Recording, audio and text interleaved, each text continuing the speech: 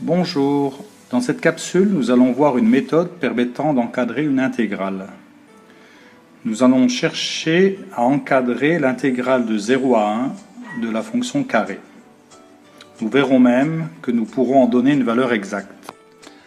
L'intervalle 0,1 a été découpé en deux intervalles de longueur 0,5, sur lequel s'appuient les deux rectangles roses de cette image. La largeur de ces deux rectangles est donc 0,5. La hauteur du rectangle de gauche est f de 0,5, c'est-à-dire 0,25, et la hauteur du rectangle de droite est f de 1, c'est-à-dire 1. L'aire totale de ces rectangles est donc 0,625, comme le montrent les calculs à droite de l'image. Ces deux rectangles roses recouvrent complètement la surface sous la courbe de la fonction carré entre 0 et 1. On a donc A inférieur ou égal à 0,625. Sur cette image, on a encore découpé l'intervalle 0,1 en deux parties égales, mais au lieu de construire les deux rectangles roses recouvrant la surface sous la courbe de la fonction carré entre 0 et 1, comme dans l'image précédente, on a construit les rectangles sous la courbe de cette fonction carré, en bleu. Un seul rectangle est visible. Le premier, à gauche, a pour hauteur f de 0, c'est-à-dire 0, et a donc une aire nulle.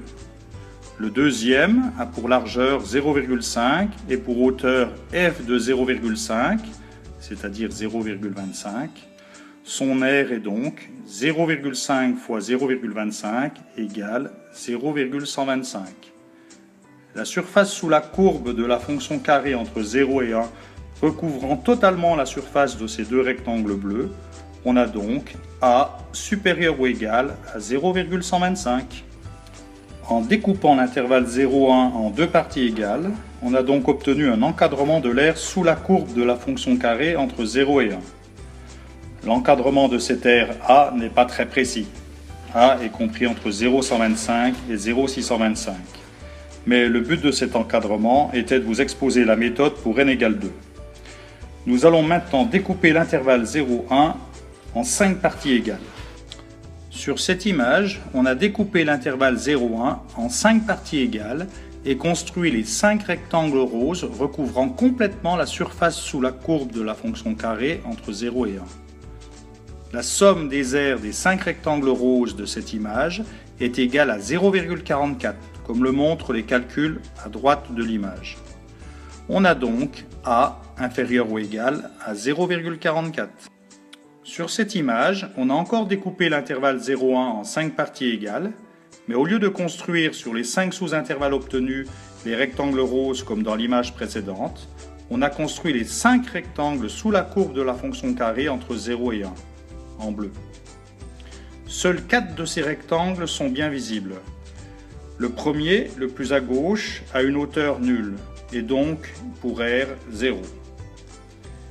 La somme des aires de ces 5 rectangles bleus est égale à 0,24, comme le montrent les calculs à droite de l'image. On a donc A supérieur ou égal à 0,24.